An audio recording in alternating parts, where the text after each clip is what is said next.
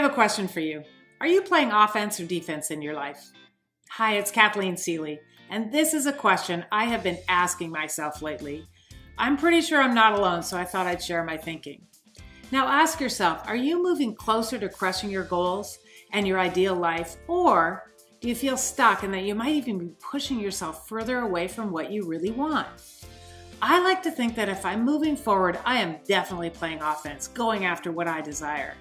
But sometimes when I feel stuck, I really pay attention and I discover that I'm kind of playing defense. I'm protecting myself or avoiding some painful feeling or insecurity. Here's the thing. We see and experience the world as we see ourselves. If I feel a deficiency in myself, it impacts how I experience everything around me. The view we adopt for ourselves profoundly impacts the way we do our lives. We all have insecurities, right? I know I do. Mine, for example, for the most part, is centered around significance. I pay really close attention to that because awareness is key. And when I notice I'm defending or fighting, it's a cue for me to sit quiet and ask myself, what am I defending against? What am I afraid of? And that helps me get out of my own way and see a clear path to shift from defensive mode to offensive mode, from contracting to expanding. Here's the thing.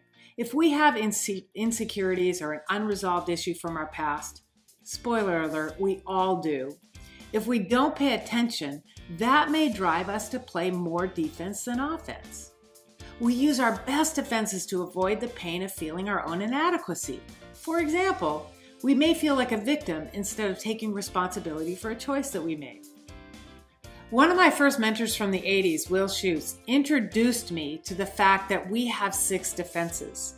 I'm going to share these with you and now see if you can see yourself in any of them. The first one is the denier. To the denier, there are no problems, and they diminish everything or dismiss everything as unimportant. Their motto is, no problem. Denying there are any problems allows us to avoid having to deal with any painful feelings. The second one is the victim. If anyone says anything they can interpret as an attack or a criticism, they do, even if they have to stretch it. The motto of the victim is, oh, poor me. Being a victim allows us to blame other people and not have to deal with our own inadequacies. The next one is the critic. The critic comments on everything that's not perfect. They correct grammar, they point out when things are wrong, they criticize new ideas. The motto of the critic is, you're an idiot. The critic thinks that if they make sure people don't look better than them, their own inadequacies may be easier to deal with. Here's another one, the helper. The helper looks for anyone they think needs help, whether they want it or not, whether they know it or not. The motto of the helper is, take my advice, I am not using it right now. What they do is they focus on other people's problems so they don't have to deal with their own. Then we get to the self-blamer or the masochist. Everything that happens to the masochist is their fault. They will take full responsibility and blame for everything. No one can talk them out of it. The masochist motto is, I'm a wretched human being. Here's the thing for the masochist. They think if they blame themselves first, they can avoid other people's accusations. And then we have the demander. The demander is the one who says, tell me I'm good, tell me I'm important, tell me I'm competent, tell me again, tell me again. The motto of the demander is more, more, more. By demanding, they get someone to compensate for their own inadequacies so they don't have to deal with them. So those are the 6 defenses.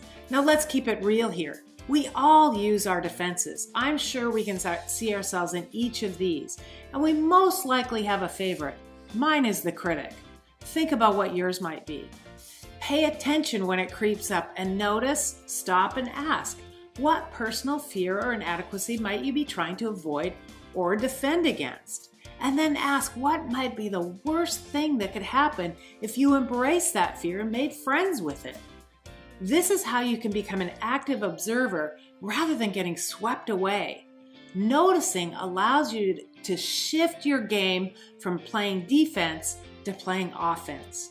If we have the courage to call ourselves out when we're being defensive, we can reduce the distortion of our reality by clearing up the lens of defense we're using. It's not about never being defensive, but with awareness comes power. Our defenses only provide us with a temporary relief, and they must be constant to be effective. But if we're able to notice when we're being defensive, we can acknowledge it. We can have a relationship with our fear rather than identify with it. And then, rather than getting swept away, we can shift in the moment from defensive play to offensive play. You can't score any goals when you're on defense. Recognizing your defenses and understanding how they serve you is the key to reducing the power they have over you. Hey, thanks for watching. You can like, subscribe, or comment, follow us on Facebook, join us for our next training, or check out our website, massivelyhuman.com. All the links are down below.